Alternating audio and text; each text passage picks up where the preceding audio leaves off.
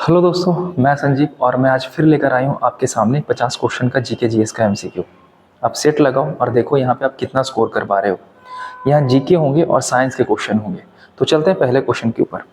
और पहला क्वेश्चन आपके सामने है ये। हड़प्पा यानी सिंधु घाटी सभ्यता से क्वेश्चन पूछा जा रहा है। हड़प्पा की खोज का श्रेय किसे दिया जाता है, यानी हड़प्पा की खोज किसने किया था। ऑप्शन में देख लेना, अच्छा से आंसर लेना। अगर बिहार दरोगा में बैठे हो तो 1/10 निगेटिव मार्किंग है, बीपीएससी में 1/3 है और रेलवे में 1/4 होता है ना। तो अच्छे से आंसर लगा लेना। लगा लिए होगे। दयाराम साहनी। हड़प्पा के बारे में अगर बात की जाए तो इसकी खोज 1921 में किया गया था। हड़प्पा है कहाँ, तो हड़प्पा सिंध पाकिस्तान में है ना। हड़प्पा और मोहनजोदड़ो दोनों पाकिस्तान में है। किस नदी के किनारे है हड़प्पा, तो हड़प्पा रावी नदी के किनारे स्थित है। हड़प्पा से क्या क्या मिला था, तो हड़प्पा से स्नानागार मिला था। इसके अलावा अगर देखा जाए तो हड़प्पा से एक कमरे वाले बैरक मिले हैं। एक कमरे वाले बैरक मतलब होता है वो जगह जहां पर दास को रखा जाता था या मजदूर को रखा जाता था, है ना। तो हड़प्पा से ये सारे क्वेश्चन बनेंगे। आगे चलते हैं अगले क्वेश्चन के ऊपर। शाक्य राजवंश के किस राजकुमार ने एक महान धर्म की स्थापना की थी। ये धर्म से क्वेश्चन लेकिन घुमा के पूछा गया है।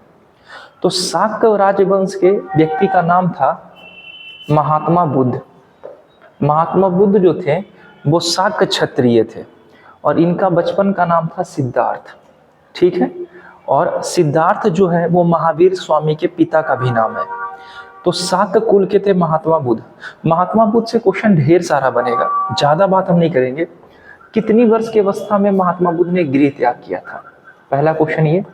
और कितनी वर्ष की अवस्था में उन्हें ज्ञान की प्राप्ति हुई थी, दूसरा क्वेश्चन ये।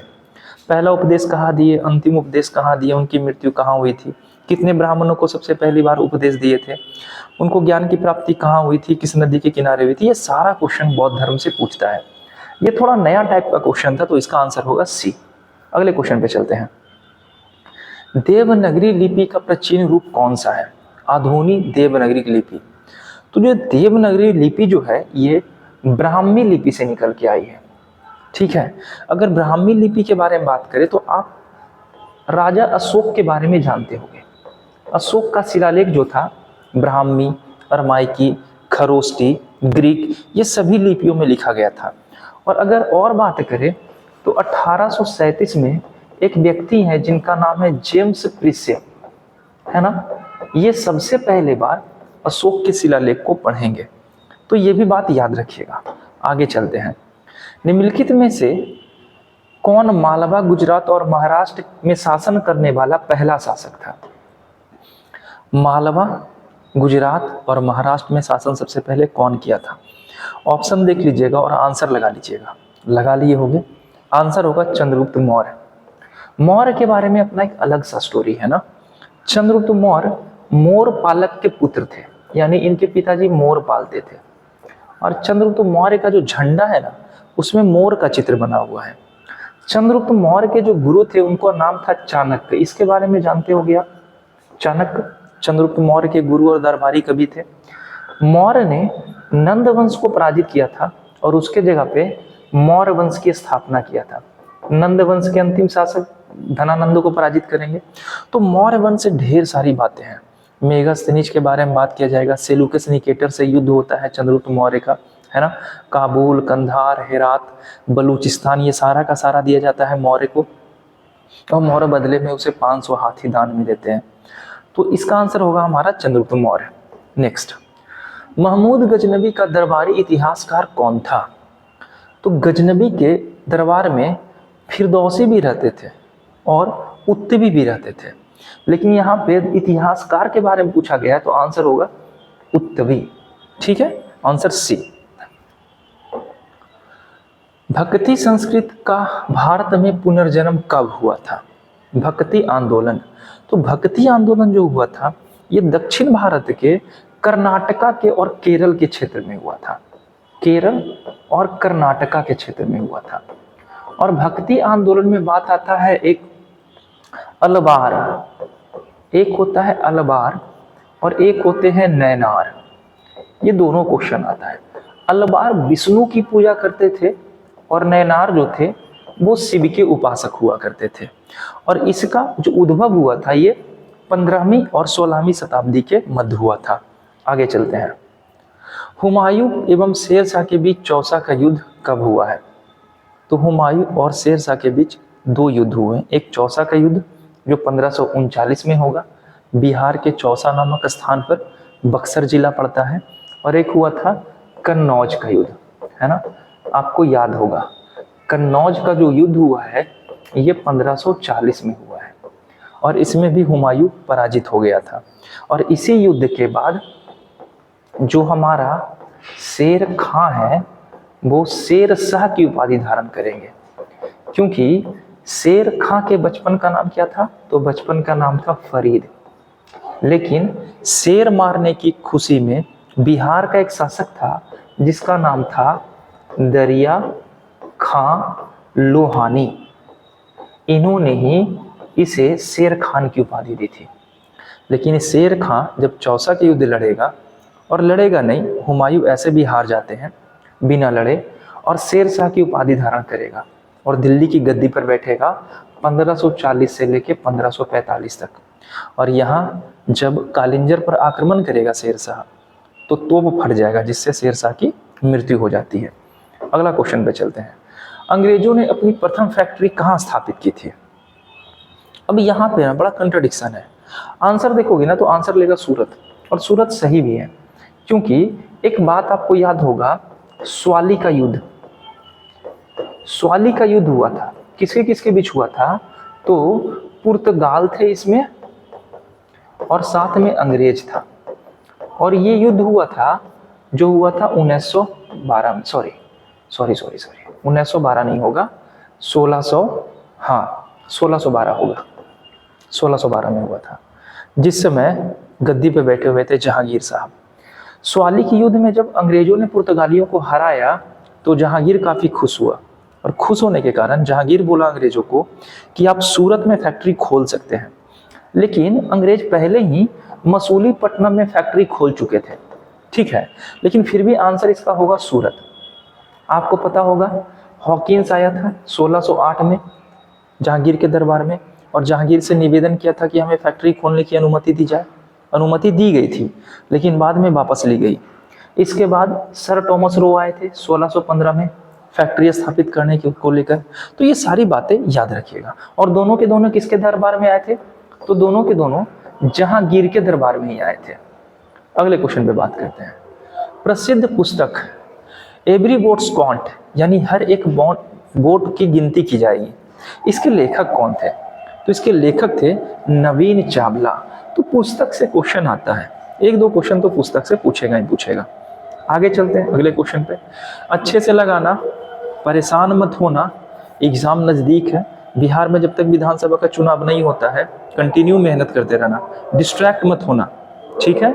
आगे स्वेज नहर की लंबाई पूछा जा रहा है, तो ये 168 किलोमीटर है। अगर स्वेज नहर के बारे में बोला जाए ना तो स्वेज नहर किसको किसको जोड़ता है? तो मेडिटेरेनियन सी और रेड सी को आपस में ये जोड़ने का काम करता है। स्वेज नहर का राष्ट्रीयकरण हुआ था 1956 में। स्वेज नहर के लिए को लेकर युद्ध हुआ था मिस्र और फ्रांस के बीच में, ठीक है। तो याद रखिएगा स्वेज नहर का राष्ट्रीयकरण कब हुआ था, स्वेज नहर की लंबाई कितनी है, गहराई कभी कभी पूछ लेगा तो स्वेज नहर की गहराई है 16 मीटर का, ठीक है। आगे चलते हैं। निम्नलिखित नेताओं में से किसी ने लीग ऑफ नेशन का संगठन का प्रमुख भूमिका निभाई? लीग ऑफ नेशन की शुरुआत जो की गई थी ये कब की गई थी, किसने भूमिका निभाई थी? तो इसका आंसर तो वुडरो विल्सन होगा कि लीग ऑफ नेशन संबंधित है वुडरो विल्सन। अगर अब्राहम लिंकन के बारे में बात करें तो अब्राहम लिंकन अमेरिका में 1920 ईस्वी में दास प्रथा का अंत किया था, ये बात भी आप याद रखिएगा। आगे किस स्थान की जलवायु को प्रभावित करने वाला सर्वाधिक महत्वपूर्ण कारक क्या है? सुनना, सर्वाधिक महत्वपूर्ण कारण आपसे पूछ रहा है कि कोई स्थान है उसके तापमान में अंतर स्थापित करने के लिए सबसे महत्वपूर्ण कारण क्या होगा? तो कारण सभी है, महत्वपूर्ण पूछा जा रहा है तो समुद्र तल से उसकी ऊंचाई, ये इसका मुख्य कारण होगा। आगे चलते हैं। भूपर्पट्टी का वह खंड जो अपनी स्थिति में ही रह जाता है जबकि इसके चारों ओर की जमीन बैठ गई हो, क्या कहलाती है? यानी ये भूमि है और अचानक इसके आसपास का जमीन जो है ना वो नीचे चला गया, तो इस स्थिति को क्या कहेंगे? तो इस स्थिति को कहते हैं होस्ट। आंसर होगा ए। आगे, क्रिकेट के बल्ले की अधिकतम अनुमानता लंबाई निम्नलिखित में से कितनी होती है? लेंथ के बारे में पूछा जा रहा है, क्रिकेट का लेंथ। तो क्रिकेट का अनुमानतम लेंथ जो होगा, देखो चांस करके, हो सके तुक्का लग जाए, 38। आंसर होगा डी। नेक्स्ट, वह युक्ति जिसके द्वारा आंकड़े को टेलीफोन के माध्यम से बाइनरी सिग्नलों की सहायता से भेजा जाता है, क्या कहलाता है? तो बाइनरी नंबर जानते होंगे, बाइनरी और डेसिबल। बाइनरी 0 1 में चलता है ना, और इसी से काउंट किया जाता है, कंप्यूटर इसी लैंग्वेज को समझता है। इसका आंसर होगा मोडेम। मोडेम की सहायता से हम इसका इस्तेमाल करते हैं। तो अब साइंस का क्वेश्चन मिलने वाला है और सारा क्वेश्चन साइंस का होगा। जब सितार और बांसुरी पर एक ही स्वर बजाए जाते हैं, उनसे उत्पन्न ध्वनि का भेद निम्नलिखित में अंतर के कारण किया जाता है। यानी बांसुरी भी बजाया जा रहा हो, सितार भी बजाया जा रहा हो, और हम सुनने के बाद बता देते हैं कि ये बांसुरी की आवाज है कि सितार की। इसका कारण क्या है? तो इसका कारण होता है केवल ध्वनि की गुणता के ऊपर ये डिपेंड करता है। साउंड जब हम पढ़ा रहे थे तो इसके बारे में अच्छे से बताए थे, है ना। इसका आंसर होगा सी। नेक्स्ट, क्रायोजेनिक इंजनों का अनुप्रयोग किसमें होता है? क्रायोजेनिक इंजन, तो क्रायोजेनिक इंजन का इस्तेमाल मुख्य रूप से हम लोग करते हैं किसमें? तो इसमें करते हैं हम लोग पनडुब्बी में। आंसर होगा हमारा ए, पनडुब्बी। आगे, मोनोजाइट किसका अयस्क है? अयस्क से क्वेश्चन पूछता है, hematite, magnetite, siderite, iron pyrite, ये सारे क्वेश्चन अयस्क से पूछे जाते हैं। यहाँ मोनोजाइट दिया है और मोनोजाइट अयस्क है थोरियम का। अगर थोरियम के बारे में बात करें तो थोरियम भारत के एकमात्र राज्य जो केरल है, यहाँ पे प्रचुर मात्रा में थोरियम मिलती है, ठीक है। और केरल में बहुत सारे नदी है, वन्यजीव अभ्यारण्य है ना। अच्छा, केरल के तट को किस नाम से जानते हैं? इसका आंसर जरा भी आप दे देना ना। अगला, निम्नलिखित लवणों में से सागरीय जल की लवणता में किसका अधिकतम योगदान है? सागरीय जल की लवणता का मुख्य कारण क्या होता है? तो लवणता का मुख्य कारण नमक होगा ना, और नमक का सूत्र क्या होता है? NaCl, यानी सोडियम क्लोराइड, है ना। तो आंसर होगा हमारा ऑप्शन डी। आगे, इनमें से कौन कोलाइड नहीं है? दूध, खून, आइसक्रीम या शहद? कोलाइड कहते किसे हैं? तो दो विषमांगी तत्वों के मिश्रण को कोलाइड कहते हैं, जिसे हम नग्न आंखों से नहीं देख पाते हैं। इसको देखने के लिए हमें माइक्रोस्कोप की आवश्यकता होती है, उसे हम कोलाइड कहते हैं। और यहाँ पे आइसक्रीम जो होगा हमारा कोलाइड में शामिल नहीं होगा, तो आंसर होगा हमारा ऑप्शन सी। आगे, निम्न में से किस विद्युत चुंबकीय तरंग की तरंग दैर्घ्य अधिकतम होती है? सबसे अधिक तरंग दैर्घ्य किसकी होती है? पाराबैंगनी, दृश्य, अवरक्त या गामा? तो आंसर होगा इंफ्रारेड, यानी आंसर होगा ऑप्शन ये। आगे चलते हैं, अगला क्वेश्चन। घरेलू विद्युत तार स्थापित होती है समानांतर क्रम या श्रेणी क्रम? ये आप फिजिक्स में अच्छे से देखे होंगे, है ना, ये आप पढ़े होंगे। तो घरेलू परिपथ जो होता है इसी क्रम में जोड़ा जाता है, समानांतर क्रम में।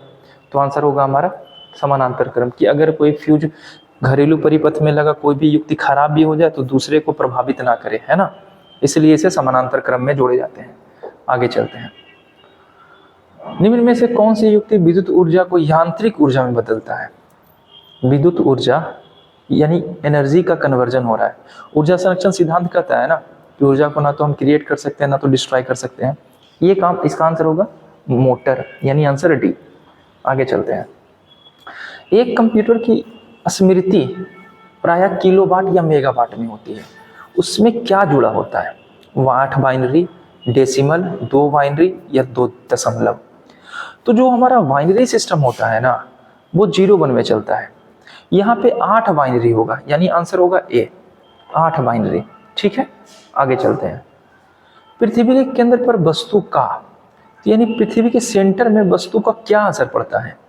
तो कहा जाता है कि पृथ्वी के केंद्र पर वस्तु का जो भार होता है वो शून्य होता है और द्रव्यमान अपरिवर्तित रहता है। तो द्रव्यमान अपरिवर्तित रहेगा और भार हमारा शून्य हो जाएगा, यानी आंसर बी। अगले क्वेश्चन पे चलते हैं, गन मेटल किसके बने होते हैं? ऐसा क्वेश्चन मिश्र धातु से पूछता है, निकेल, टीन तांबा, तांबा निकेल जिंक। इसका आंसर आप हमें देना। मैं आंसर बता सकता हूँ लेकिन एक क्वेश्चन का आंसर तो आपसे बनता है ना। गन मेटल किसके बने होते हैं? उन शराब त्रासदियों में जिनके परिणाम स्वरूप अंधता आदि होता है हानिकारक पदार्थ है। यानी इनमें से कौन से ऐसे पदार्थ है जो काफी हानिकारक है? Methyl alcohol, amyl alcohol, बेंजील alcohol या इथिल एल्कोहल। तो इसका आंसर क्या होगा? इसका आंसर होगा मिथाइल एल्कोहल, यानी ऑप्शन डी। भारी जल एक प्रकार है, तो भारी जल को D2O कहते हैं ना, और ये क्या करता है? तो ये मंदक के रूप में काम आता है। भारी जल को भारी जल इसलिए कहते हैं ना क्योंकि इसका साधारण जल से इसका घनत्व थोड़ा अधिक होता है, इसलिए इसको भारी जल की श्रेणी में रखा जाता है। निम्नलिखित में से कौन सा एक प्राकृतिक में अनुचुंबकीय है? अनुचुंबकीय कौन है? ऑप्शन है लोहा, ऑक्सीजन, हाइड्रोजन या नाइट्रोजन। तो आंसर क्या होगा? आंसर होगा ऑक्सीजन। नेक्स्ट चलते हैं अगले क्वेश्चन के ऊपर। आई होप कि आपका आंसर सही हो रहा होगा, एक्यूरेसी अच्छी होगी। लाइक भी कर देना वीडियो को। अगले क्वेश्चन पे चलते हैं। निम्नलिखित में से कौन सी धातु बिजली की सबसे अच्छी अधिक सुचालक है? सारा का सारा साइंस मिल रहा है। तो बिजली का सबसे अच्छा सुचालक होता है चांदी यानी सिल्वर, और उष्मा का भी सबसे अच्छा सुचालक होता है। और अगर तन्यता के बारे में पूछा जाए तो सोना, सोना में सबसे अधिक तन्यता का गुण पाया जाता है। अगला, रक्त का पीएच मान क्या होता है? तो पहले आप ये बता सकते हो कि रक्त अम्लीय है कि क्षारीय? रक्त क्षार होता है ना, और क्षार दो ही ऑप्शन में, यानी 7 से ज्यादा जिसका पीएच मान वो क्षार। रक्त का पीएच मान होता है 8.7, यानी रक्त क्षारीय होता है। एक मिनट रुक जाना, नहीं 8.7 नहीं, ज्यादा क्षार हो जाएगा, 7.4 होगा इसका आंसर, सी होगा। रक्त एक क्षारीय पदार्थ है, इसका पीएच मान होता है 7.4। क्षार किसे कहते हैं और अम्ल किसे कहते हैं आपको पता होगा। ये 7 बीच, सॉरी ये 0 बीच में, सॉरी 7 होता है, ये 0 और ये 14, ये एसिड होते हैं और ये बेस होते हैं, है ना। तो 7 से ज्यादा पीएच मान होता है उसे हम लोग बेस कहते हैं। आगे, दूध निम्न में से किसका उदाहरण है? अभी आया था ना निलंबन का, जैल, पास या झाग। तो दूध जो हमारा है वो पायस की श्रेणी में आता है, तो आंसर होगा ऑप्शन सी। नेक्स्ट, कौन सा तत्व उर्वरकों में उपस्थित नहीं होता है? उर्वरक में क्या नहीं पाया जाता? खेत में जो उर्वरक डालते हैं उसके बारे में पूछा जा रहा है। तो उर्वरक में क्लोरीन नहीं होता, बाकी नाइट्रोजन, हाइड्रोजन और फास्फोरस तीनों होते हैं, क्लोरीन नहीं होते हैं। अच्छा, क्लोरीन का एटॉमिक नंबर आप हमें बताना। सैम्बल सीएल होता है, एटॉमिक नंबर क्या होता है? एटॉमिक नंबर यहाँ लिखते हैं, एटॉमिक वैलेंसी यहाँ रखते हैं, एटॉमिक वेट यहाँ लिखते हैं। तो तीनों हो सके पॉसिबल तो बता देना। अम्लीय विलयन में डूबे जाने पर नीले लिटमस पेपर कैसा होगा? तो लिटमस पेपर को अम्ल में डुबाओगे तो कलर लाल होगा, और क्षार में डुबाओगे तो कलर क्या हो जाएगा? नीला हो जाएगा। शरीर में उत्तक का निर्माण कौन करता है? वसा, प्रोटीन, कार्बोहाइड्रेट या विटामिन? तो वसा और कार्बोहाइड्रेट का काम होता है ऊर्जा देने का। सबसे अधिक मात्रा में ऊर्जा हमें मिलती है फैट से। प्रोटीन बॉडी बिल्डिंग का काम करता है, यानी उत्तकों के निर्माण में प्रोटीन योगदान देता है। ठीक है, याद रखिएगा। प्रोटीन अगर पूछा जाए किससे किससे मिलकर बना होता है, तो ये कार्बन, हाइड्रोजन और नाइट्रोजन से मिलकर बने होते हैं प्रोटीन। ठीक है, आगे चलते हैं। लार किसके पाचन में सहायक होता है? तो हमारे शरीर में 3 जोड़ी लार ग्रंथि होती है ना, यानी लार ग्रंथि की संख्या 6 होती है, और ये स्टार्च के पाचन में महत्वपूर्ण भूमिका निभाता है। तो आंसर होगा हमारा स्टार्च। अगला क्वेश्चन, निम्नलिखित में से किस विदेशी यात्री ने बिहार में यात्रा किया था? ऑप्शन है फाहियान, वेनसांग, मेगास्थनीज या तीनों। तो तीनों के तीनों आंसर होगा। फाहियान आया था किसके शासनकाल में? तो चंद्रगुप्त द्वितीय से शासनकाल में। वेनसांग आया था किसके शासनकाल में? तो हर्ष के शासनकाल में, हर्षवर्धन के शासनकाल में। मेगास्थनीज किसके शासनकाल में आया था? तो चंद्रगुप्त मौर्य के शासनकाल में मेगास्थनीज आएगा, है ना। और तीनों के तीनों मगध पे शासन कर रहे थे, और मगध हमारा बिहार में था। तो आंसर क्या होगा? आंसर होगा डी, उपयुक्त में से सभी। तो आज हमारी यात्रा यहीं तक थी। आई होप कि आपको वीडियो अच्छा लगा होगा। नेक्स्ट वीडियो में हम फिर से बात करेंगे नए पॉइंट पे। रेलवे की वैकेंसी का जल्दी ही एग्जाम का अनाउंसमेंट हो जाएगा, तो हो सके तो मैं कल से रेलवे का सेट लेकर आऊँगा, इसमें रीजनिंग, मैथ और जीके तीनों रहेंगे। मिलते हैं कल नेक्स्ट वीडियो में। ख्याल रखिए, पढ़ाई कीजिए, बाय।